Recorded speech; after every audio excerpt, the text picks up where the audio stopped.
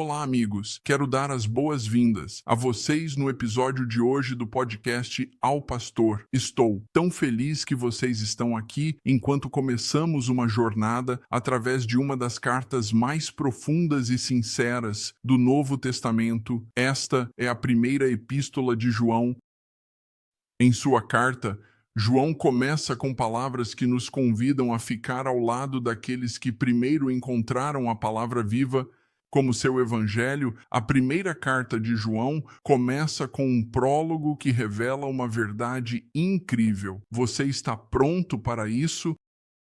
Aqui está a verdade. O Deus eterno assumiu a carne, andou entre nós e se revelou de uma maneira que pudéssemos ver, ouvir e até tocar.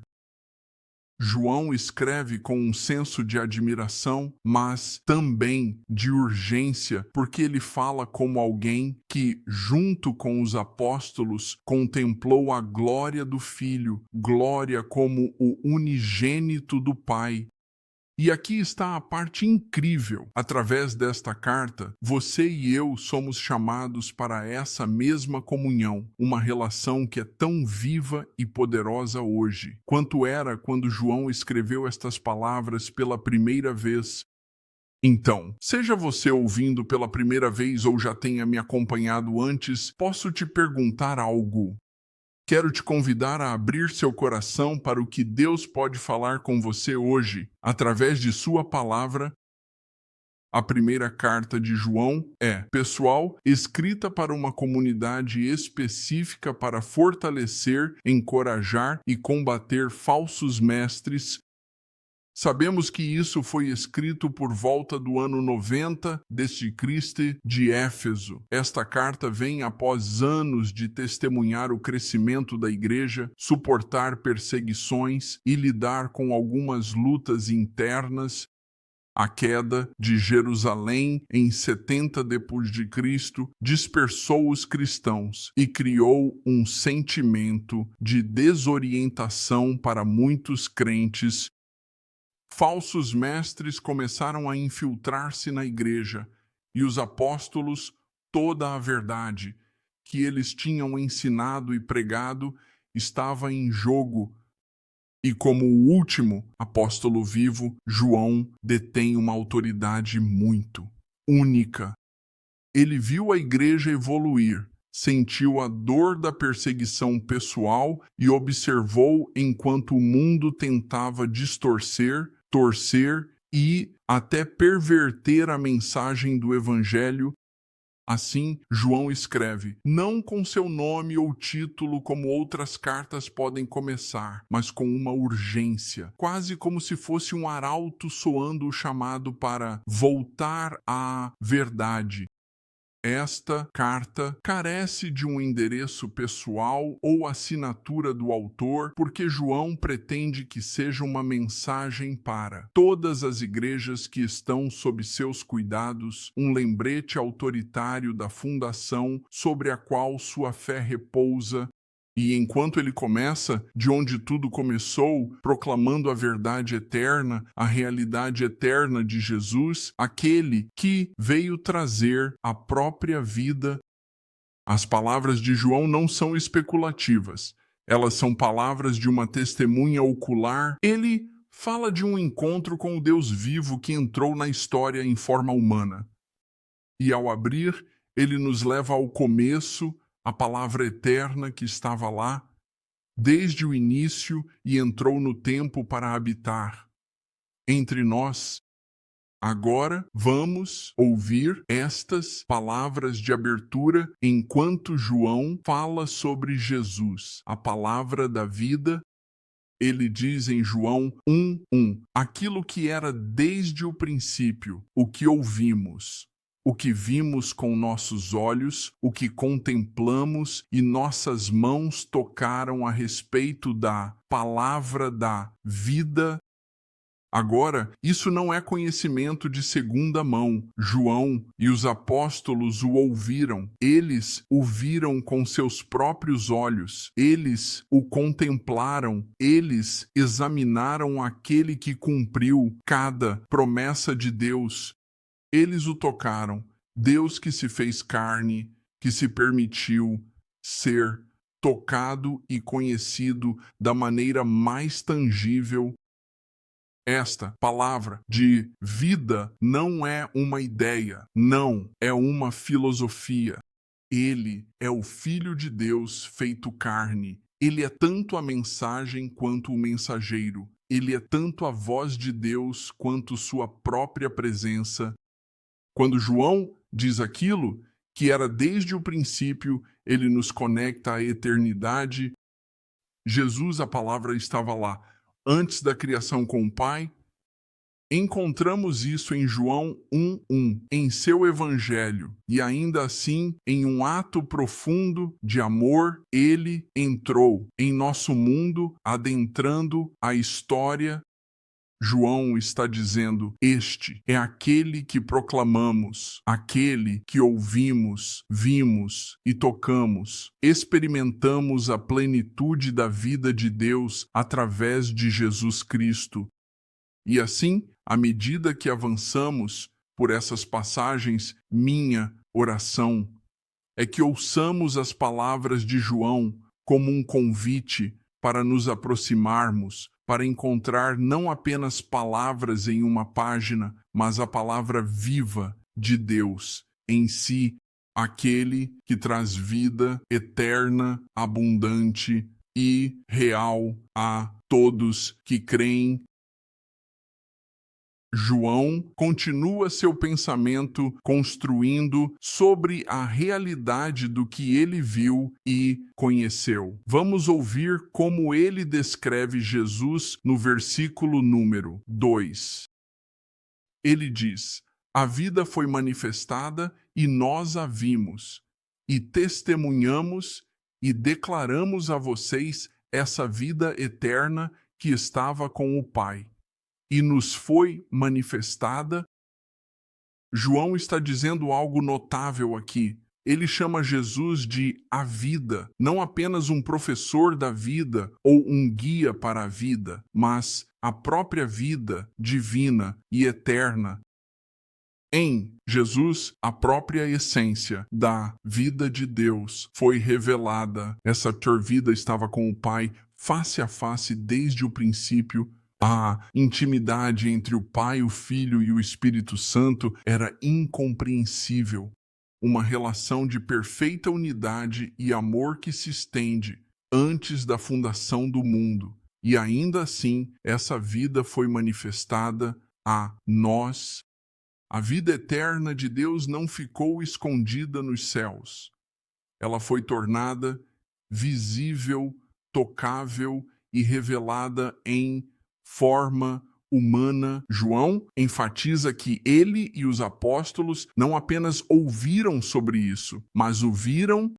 Eles testemunham o fato de que Jesus, o Filho de Deus, entrou em nosso mundo não como uma ideia, mas como uma pessoa viva e respirando.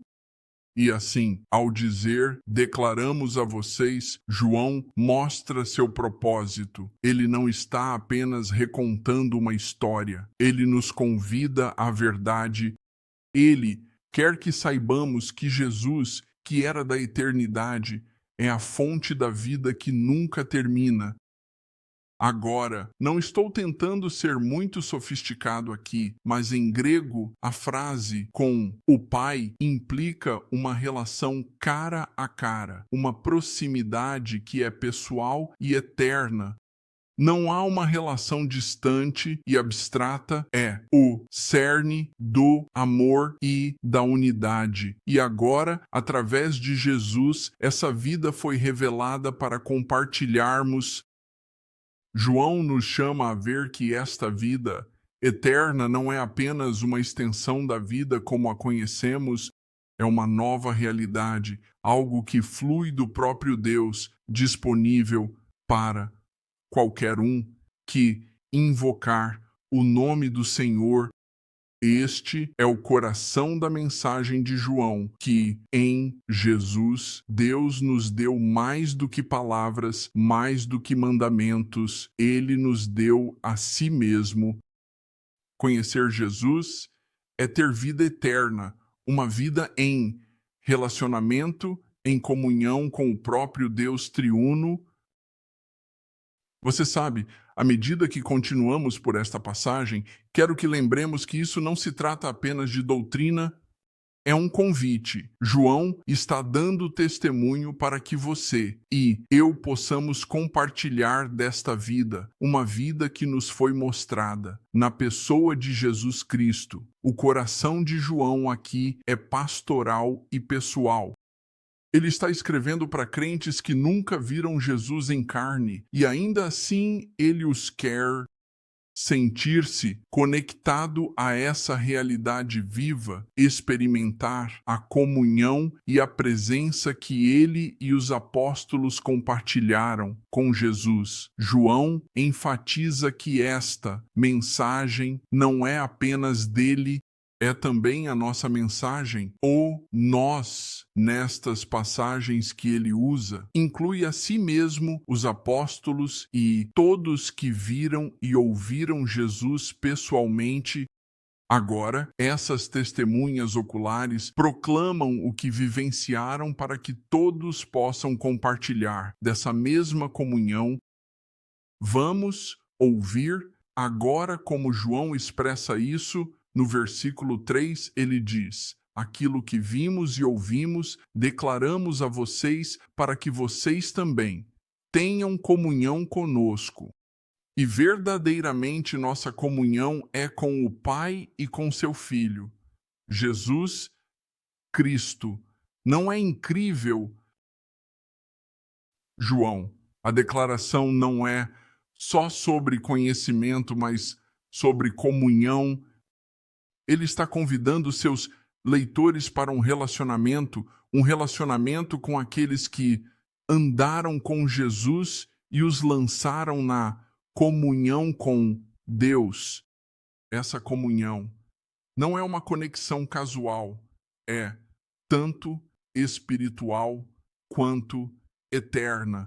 Quando entramos em comunhão com Deus através de Jesus, estamos entrando no mesmo relacionamento que os apóstolos experimentaram.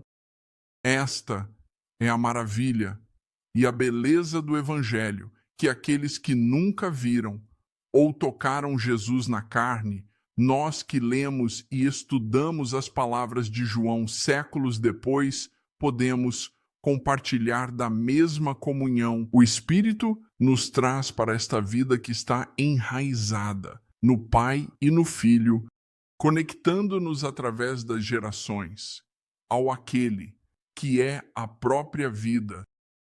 E a mensagem de João para nós hoje é a mesma que foi para seus primeiros leitores. Esta comunhão está aberta a todos. Através do testemunho dos apóstolos, Deus estende um convite a cada crente para entrar neste relacionamento.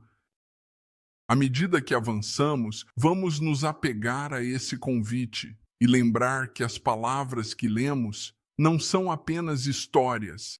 Elas não são apenas teologia, elas são uma porta aberta para a comunhão que Deus ofereceu a cada um de nós através de seu Filho. Ele nos convida a sair da escuridão e entrar em sua maravilhosa luz. Agora, para o versículo número 4, João revela o coração de sua mensagem, a alegria que flui da verdadeira comunhão com Deus e uns com os outros. Novamente, lembre-se, ele não está apenas transmitindo a doutrina, mas o que ele está fazendo é compartilhar uma experiência, uma alegria que está enraizada na presença de Cristo, uma alegria que se completa quando outros se juntam a essa comunhão. Vamos ler o versículo 4 juntos. Ele diz: "E estas coisas escrevemos a vocês para que a sua alegria seja completa." João está dizendo que esta carta, esta proclamação, é destinada a nos levar à plenitude da alegria que vem da comunhão com Deus. É como se ele estivesse dizendo que esta alegria que temos não é algo para ser guardado para nós mesmos. É uma alegria que deve transbordar, alcançar você, encher sua vida. João sabe que o caminho para a verdadeira alegria está na comunhão, em caminhar juntos na verdade, e ele está escrevendo para proteger seus leitores contra qualquer coisa e qualquer um que possa roubar essa alegria. Posso te fazer uma pergunta agora? Algo tem roubado sua alegria. Você tem permitido que pessoas, circunstâncias ou situações tirem essa alegria do seu coração.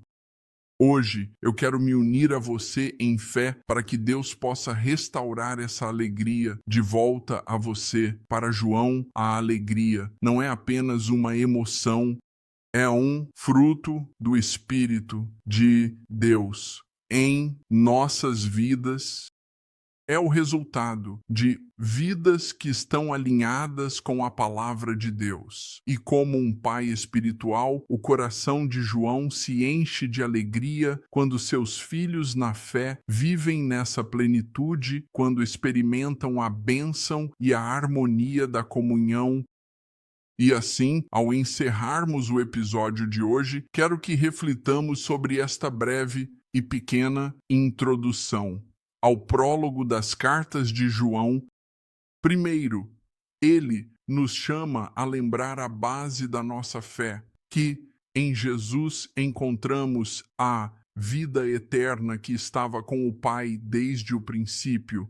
E segundo, através do testemunho de João e dos apóstolos, você e eu somos convidados a compartilhar dessa comunhão, uma comunhão que nos enche de alegria, não apenas em nosso relacionamento com Deus, mas também em nosso relacionamento uns com os outros.